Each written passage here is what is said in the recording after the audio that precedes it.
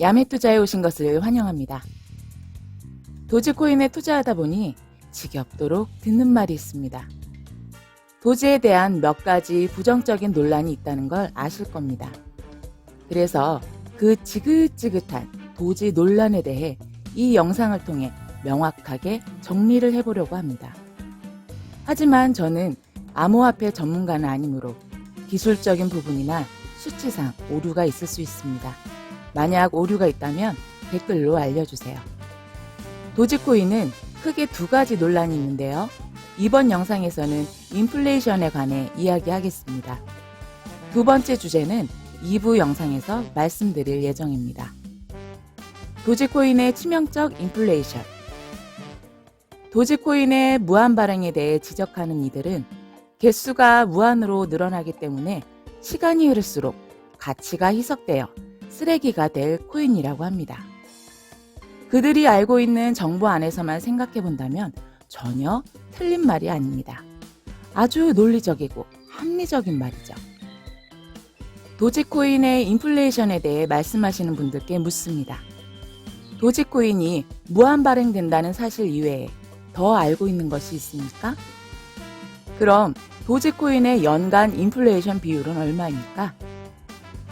도지가 분당 10,000개의 발행이라는 사실은 아십니까? 도지코인 이외에도 무한 발행 코인이 여럿 있다는 건요? 그 중에 이더리움도 포함된다는 것은 알고 계십니까? 도지코인 프로젝트의 목적을 알고 계시나요? 이 많은 질문 중에 답할 수 있는 것이 몇 개가 있습니까?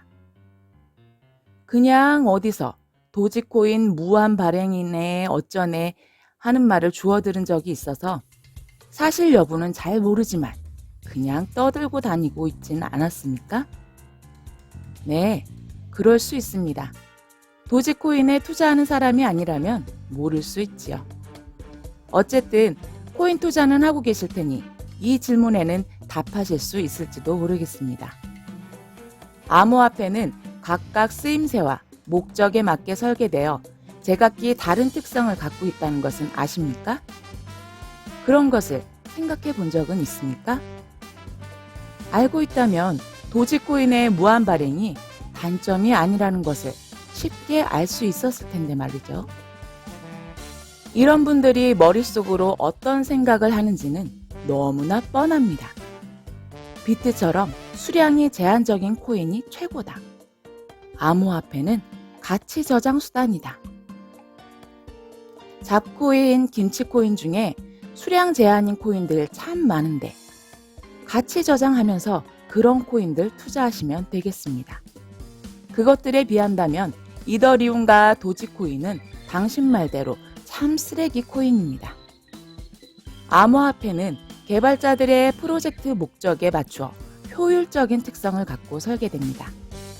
발행 수량의 특징으로만 비교해보자면 비트코인은 달러가 부자와 세력들의 필요에 따라 무제한적으로 발행되어 그들의 탐욕을 채우는 도구가 된 것에 대한 분노와 반발로 만들어진 화폐이기 때문에 제한적 수량이라는 특성을 갖고 설계되었습니다.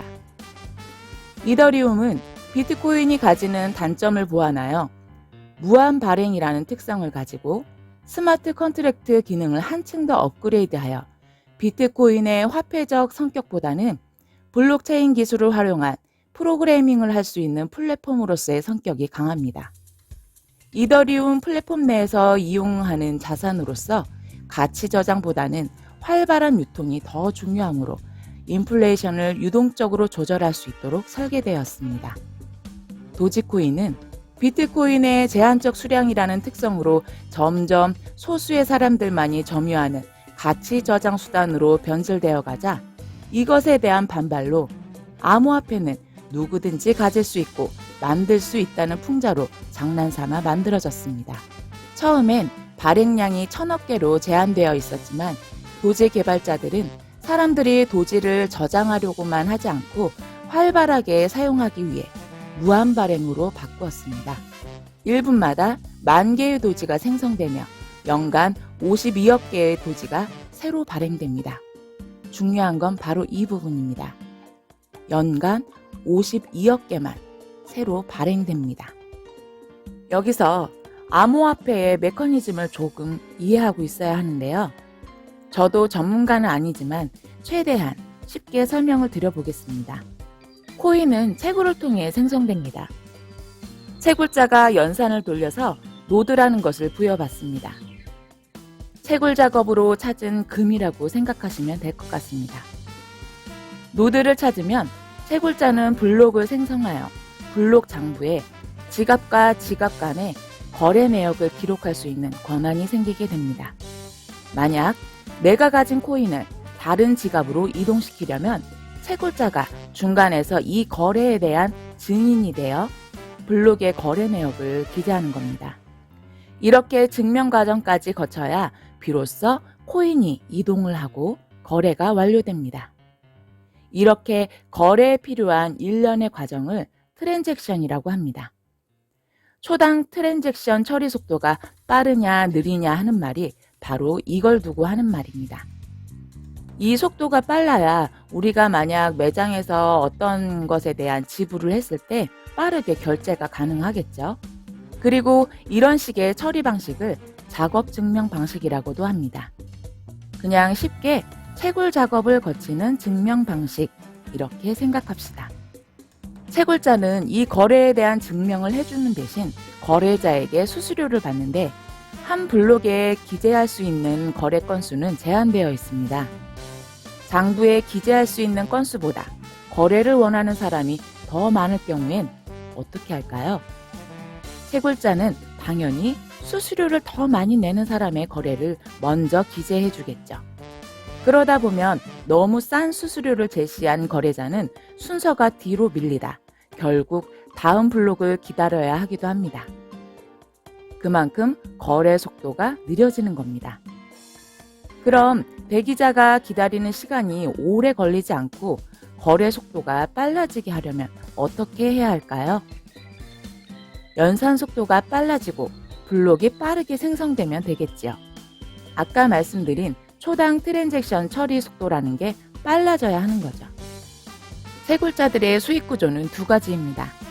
채굴을 통해 보상받는 코인, 그리고 장부의 거래를 기재해주고 받는 거래 수수료입니다. 만약 보상받는 코인이 수익으로 충분하다면 거래 수수료를 조금 받아도 될 테고 채굴도 활발하게 하겠죠. 그런데 보상받는 코인으로 수익이 충분하지 않다면 거래 수수료를 비싸게 받아 수익을 얻으려 할 겁니다.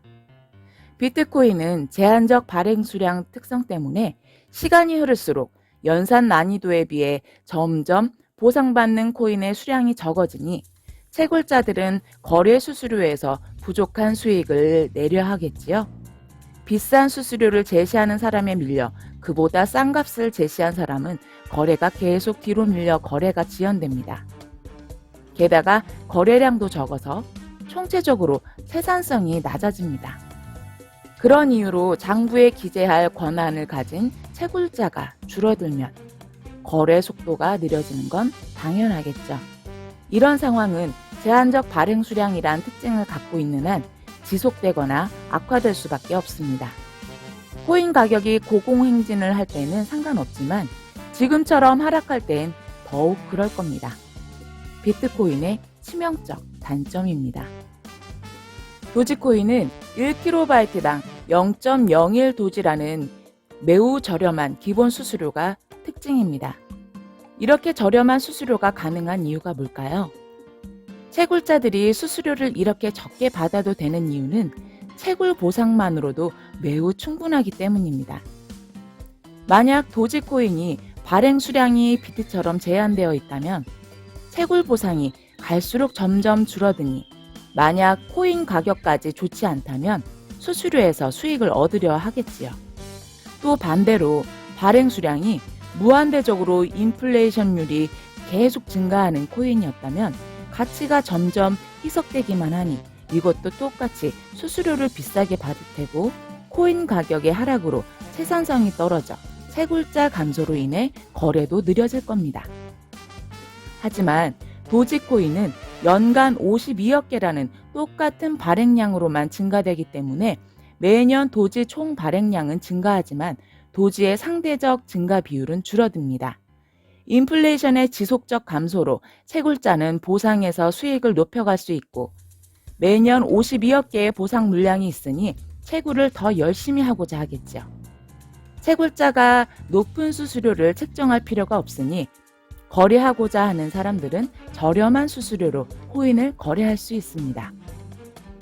도지코인은 채굴자들이 보상이 줄어들 걱정 없이 활발하게 블록을 생성하는 작업을 하도록 하고 코인 거래자들은 낮은 수수료와 점점 줄어드는 인플레이션율로 가치를 보존할 수 있는 아주 효율적인 경제 순환의 메커니즘을 갖고 있습니다. 일론 머스크가 비트코인은 가치 저장 수단일 뿐이고 도지코인이 화폐로서 훨씬 우수하다고 자꾸 말하는 이유가 바로 이것입니다. 인플레이션율이 감소한다는 것이 이해가 잘 안 갈 수도 있는데요. 2021년도 총 발행량은 1,300억 도지였고 52억 개의 신규 발행량이 나왔습니다. 그러므로 연간 인플레이션율은 3.85%가 됩니다. 2030년에는 총 발행량이 1,750억 도지가 되고 신규 발행량이 똑같이 52억 개만 증가하기 때문에 연간 인플레이션율은 2.86%로 떨어집니다. 이런 식으로 2070년에는 연간 인플레이션이 1.33%에 달하게 되며 점점 0% 가까이로 수렴해 가겠죠. 도지코인의 목적인 대중의 지불 수단으로서 기능을 다하려면 어느 정도 인플레이션이 있어야 합니다.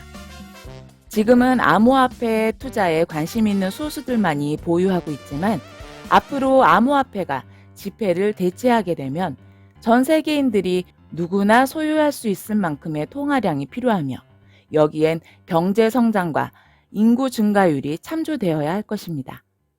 도지코인의 문제는 안티들이 말하듯 무한 발행이라는 공급의 문제가 아니라 수요가 가장 중요한 포인트입니다. 도지코인은 사용처가 늘어나기만 하면 되는 겁니다. 비트처럼 가치 저장 수단이 되어서 한 개인의 지갑에 고여 있는 것이 아니라 활발하게 거래되며 확장되고 많은 사람들이 갖고 있는 코인이 되는 것이 도지코인의 최종 목표인 것입니다. 자, 여기까지 들어보시니 도지코인의 무한 발행이라는 것이 아직도 투자를 망설이게 하는 도지코인의 치명적 단점 같습니까? 만약 아직도 모르겠다고 하면 그건 저도 구제불능입니다. 일론 머스크 같은 천재도 구제 못하는 걸 제가 어떻게 구제합니까? 그냥 영상 끄고 도지코인 망한다고 댓글이나 달고 가십시오. 그래서 일론은 인터뷰에서 도지코인에 대한 이야기를 할 때마다 이런 말을 했죠. 도지코인 인플레이션 큰 의미 없다. 비트코인은 확실히 디플레이션적 특성을 갖췄다. 도지코인이 인플레이션이 있는 것처럼 보이지만 일정 시간당 고정적으로 늘어나는 토큰 수량인 만큼 큰 의미가 없다. 일론 머스크가 우리에게 몇 번이나 도지코인 인플레이션은 걱정할 부분이 아니라고 말해줬지만 도지 안티들은 도지코인이라면 무조건 기부터 맞고 무한발행이네 하며 앵무새같이 똑같은 말만 반복하고 있습니다. 도지코인 개발자들이 우리보다 머리가 나쁘고 암호화폐 속성을 몰라서 무한발행으로 설계한 것이 아닙니다. 시장에서 생명력을 갖고 원활히 유통되기 위해 적절한 인플레이션율을 갖도록 한 것입니다. 도지코인을 이러쿵저러쿵 비난하는 사람들은 무슨 근거로 자기가 잭슨 팔머보다 더 도지코인을 잘 알고 일론 머스크보다도 금융 지식이 해박하며 비탈릭 부테린보다 암호화폐를 더 잘한다고 생각하는 걸까요? 우리나라에서 날고 기는 암호화폐 전문가라 해도 그들보다 더 잘 알겠습니까? 안티들이 말하고 있는 걸 듣고 있자면 마치 그런 듯 말하고 있지 않습니까? 자기들이 도대체 뭐라고 무한발행 운운하며 암호화폐계를 쥐락펴락하는 세력자들에게 맞서는 걸까요? 정말 웃기지도 않습니다. 오늘 이야기는 여기까지입니다. 다음 영상에서는 도지코인의 기술력 부재와 민코인의 한계에 대한 주제로 반박을 해보도록 하죠. 다음 영상은 주말쯤 작업 가능할 것 같네요. 자주 영상 못 올려드리는 점 항상 죄송합니다. 이상 야매투자였습니다. 성투하십시오.